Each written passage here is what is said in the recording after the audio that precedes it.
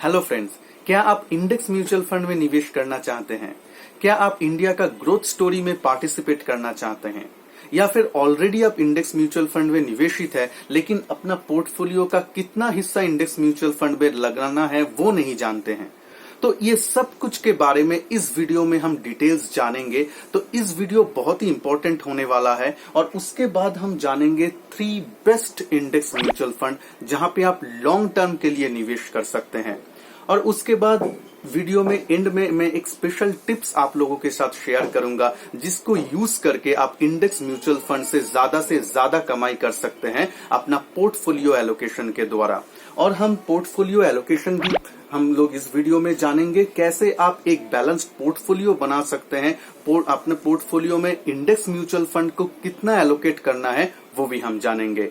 तो जो लोग नए हैं इस चैनल में, प्लीज रेड कलर का नीचे जो सब्सक्राइब बटन है उसको प्रेस कीजिए, चैनल को सब्सक्राइब कीजिए, वीडियो को लाइक शेयर जरूर कीजिए। मैं हूं संजय और आप देख रहे हैं आपका चैनल संजय टॉक्स। तो चलिए शुरू करते हैं। पहले हम जान लेंगे कि इंडेक्स म्यूचुअल फंड है क्या। देखिए, भारत में अगर आप टॉप 50 या टॉप 30 कंपनीज को देखेंगे वो सभी को लेके एक बास्केट में रखा गया है और उसको हम इंडेक्स नाम देते हैं।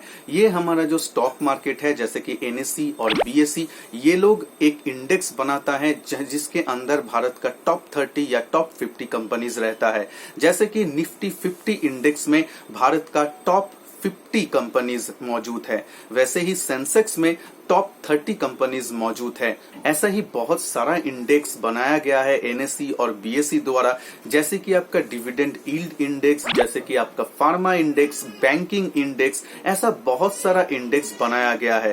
तो जो कोई भी म्यूचुअल फंड ये इंडेक्स को फॉलो करते हैं और उस हिसाब से उस इंडेक्स में जितना स्टॉक्स है, जितना परसेंटेज में वो स्टॉक्स है, वो सेम चीज को उठा के अपना पोर्टफोलियो में डालता है जो म्यूचुअल फंड, उस म्यूचुअल फंड को हम बोलते हैं इंडेक्स म्यूचुअल फंड। जैसे कि कोई म्यूचुअल फंड अगर निफ्टी 50 इंडेक्स में जो 50 स्टॉक्स है उसको पूरा रखता है अपना पोर्टफोलियो में, वो सेम प्रोपोर्शन में, तो वो फंड को हम बोलेंगे निफ्टी 50 इंडेक्स फंड। तो ऑब्वियसली क्वेश्चन अराइज होता है कि अगर हम लोग सोचते हैं कि इंडेक्स म्यूचुअल फंड में निवेश करें, 2 क्वेश्चन अराइज होते हैं। क्यों हम दूसरा जो म्यूचुअल फंड है उसको लेके उसके साथ हम इंडेक्स म्यूचुअल फंड भी क्यों ले, और दूसरा है अगर हम लेने के सोच रहे हैं तो हमारा पोर्टफोलियो में कितना एलोकेशन बनाना चाहिए। इसका आंसर सिंपल है। फर्स्ट क्वेश्चन का आंसर है, देखिए, अगर आप इंडिया स्टोरी में बिलीव करते हैं, इंडियन इकोनॉमी में बिलीव करते हैं और चाहते हैं कि आप एकदम इंडिया का टॉप 30 या टॉप 50 कंपनीज में निवेश करेंगे और वो भी लॉन्ग टर्म के लिए, तो आपको इंडेक्स म्यूचुअल फंड में जाना चाहिए। और ये जो इंडेक्स है जैसे कि निफ्टी 50 और सेंसेक्स 30, वो पीरियोडिकली रिव्यू होता है। कुछ स्टॉक्स उसमें नया इंक्लूड होता है जो भी कंपनी अच्छा परफॉर्म करता है, और जो कंपनी अच्छा परफॉर्म नहीं करते हैं वो ऑटोमेटिकली इंडेक्स से बाहर हो जाता है। तो इंडेक्स में ऑटोमेटिकली आपको ज्यादा रिटर्न देने के लिए एक प्रोसेस ऑलरेडी एस्टेब्लिश्ड है, क्योंकि इंडिया इकोनॉमी का ग्रोथ स्टोरी बाहर का लोग या इंडिया का लोग कैसे मापेंगे, वो मापने का जरिया एक ही है, उस देश का इंडेक्स कितना प्रोग्रेस कर रहे हैं। हम कैसे बोलते हैं कि भारत का बाजार कैसे आज मूव हुआ, हम बोलते हैं सेंसेक्स कितना गेन हुआ या कम हुआ, या फिर निफ्टी कितना गेन किया या लॉस किया। उस हिसाब से हम भारत का इकोनॉमी को देखते हैं। तो भारत का इकोनॉमी का एक ओवरऑल पिक्चर अगर आपको चाहिए, ओवरऑल पिक्चर में ग्रोथ स्टोरी में अगर आप बिलीव करते हैं और उसमें लॉन्ग टर्म के लिए निवेशित रहना चाहते हैं, तो आपको इंडेक्स म्यूचुअल फंड में पैसा लगाना है, क्योंकि ये पैसिव जैसा इंडेक्स म्यूचुअल फंड है। इसमें एक्सपेंस रेशियो भी कम लगता है और आप लोगों को एक अच्छा बिग कंपनीज मिलता है जिसमें आप निवेश कर सकते हैं। तो हाँ, मेरे ओपिनियन लेंगे तो आपको जो रेगुलर आप म्यूचुअल फंड में निवेश कर रहे हैं वो तो आपको करना चाहिए। पोर्टफोलियो में कुछ परसेंटेज एलोकेशन आपका रखना चाहिए इंडेक्स म्यूचुअल फंड के लिए। वो मैं अभी बताऊंगा कि आपका पोर्टफोलियो में कितना प्रतिशत आपका इंडेक्स म्यूचुअल फंड में रहना चाहिए। देखिए, कितना प्रतिशत आपको रखना चाहिए इंडेक्स म्यूचुअल फंड में निवेशित, ये डिपेंड करता है आपका एज कितना है, आपका रिस्क लेने का टॉलरेंस कितना है, आपका टाइम होराइजन इन्वेस्टमेंट का कितना है। ये सब बहुत सारा फैक्टर्स है जिसके ऊपर ये निर्भर करते हैं।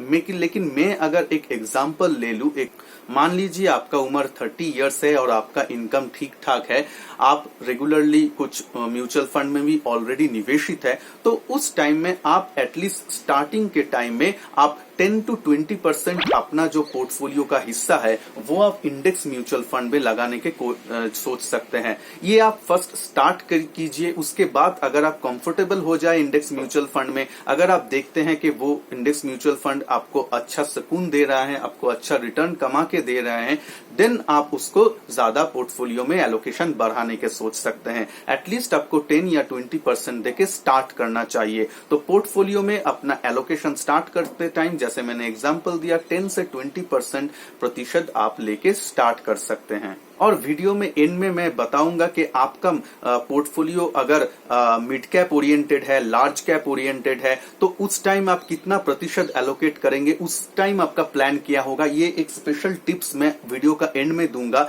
जरूर बने रहिए वीडियो को, और वीडियो को बिना स्किप किए हुए जरूर देखिए। अब आ जाते हैं हम 3 बेस्ट इंडेक्स म्यूचुअल फंड, किसमें आप निवेश करेंगे। फर्स्ट जो म्यूचुअल फंड चूज किया है वो है ICICI Prudential Nifty 50 index fund direct plan. आप लोग डायरेक्ट प्लान में ही निवेश कीजिए। इस फंड का जो रिटर्न है वो आप जानते ही हैं, निफ्टी 50 इंडेक्स को ये रेप्लिकेट करते हैं, तो निफ्टी 50 का जैसे रिटर्न रहेगा वैसे ही ये रिटर्न देगा लॉन्ग टर्म में। इसका एक्सपेंस रेशियो भी जस्ट 0.1% है, तो आपका एक्सपेंस रेशियो भी लो है, और आप डायरेक्ट फंड में निवेश करेंगे तो आप इससे मुनाफा कमा सकते हैं। तो इस फंड को भी आप देख सकते हैं। सेकंड में आ जाते हैं एक mid cap oriented index fund में।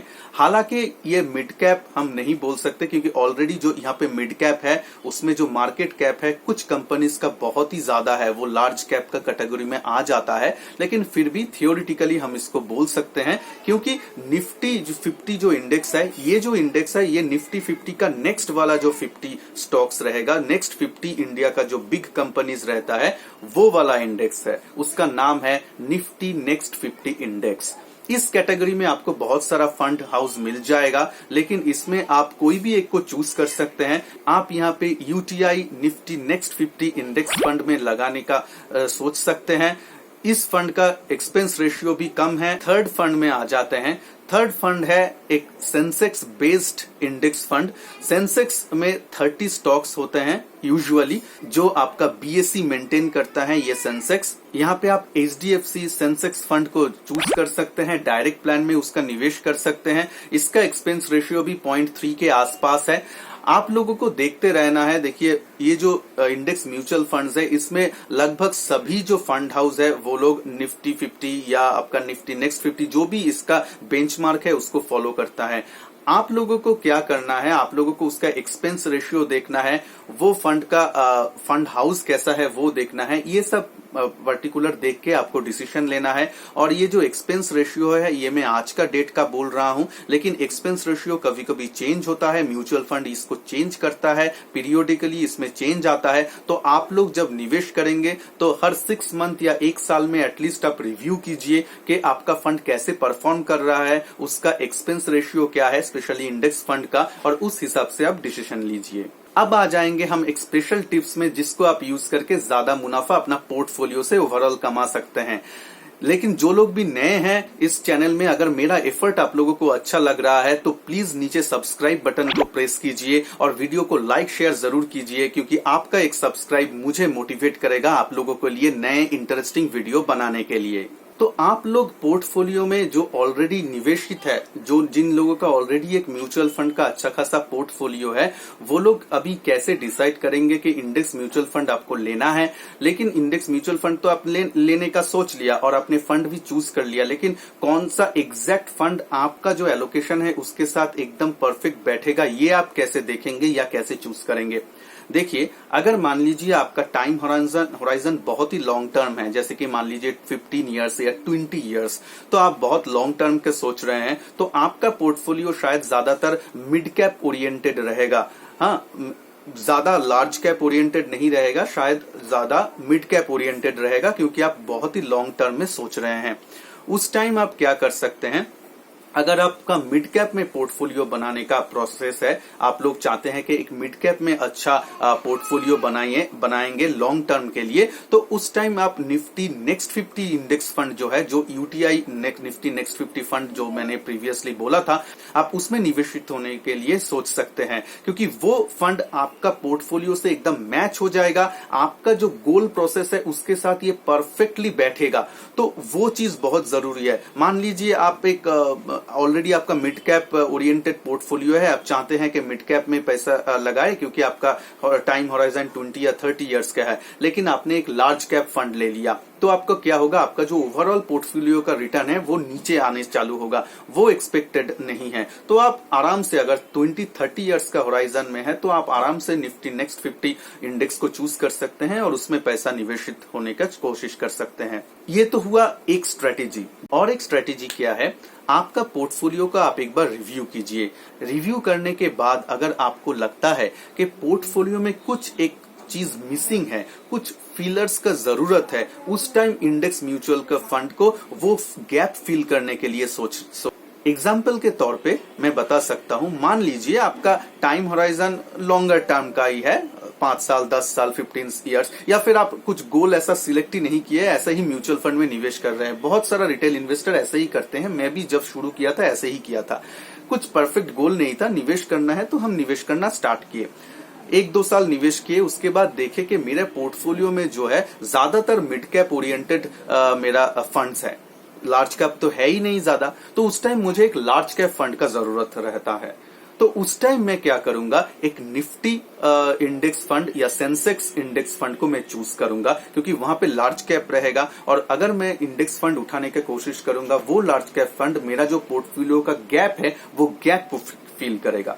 सिमिलरली अगर आपका पोर्टफोलियो ज्यादा लार्ज कैप बेस्ड हो गया, आपका रिटर्न उतना ज्यादा नहीं आ रहा है और आप चाहते हैं, आपका ड्यूरेशन भी लॉन्गर टर्म का है, आप चाहते हैं कि कुछ एक फिलर जैसा हो, कुछ आप एक मिड कैप का फ्लेवर भी आपका फंड में रहे और आपको सिक्योरिटी भी चाहिए, इंडिया का ग्रोथ स्टोरी के ऊपर बिलीव भी आपको है, तो आप निफ्टी नेक्स्ट 50 फंड में निवेश करने को सोच सकते हैं। तो ऐसे ही आप पोर्टफोलियो का अपना रिव्यू कीजिए आज ही, और वहां पे देखिए क्या आपका मिसिंग है या आपका गोल के हिसाब से वो करेक्ट है कि नहीं, उस हिसाब से आप इंडेक्स म्यूचुअल फंड को यूज कीजिए। इसको यूज करना है परफेक्टली आपका पोर्टफोलियो और आपका गोल, आपका रिस्क टॉलरेंस के हिसाब से।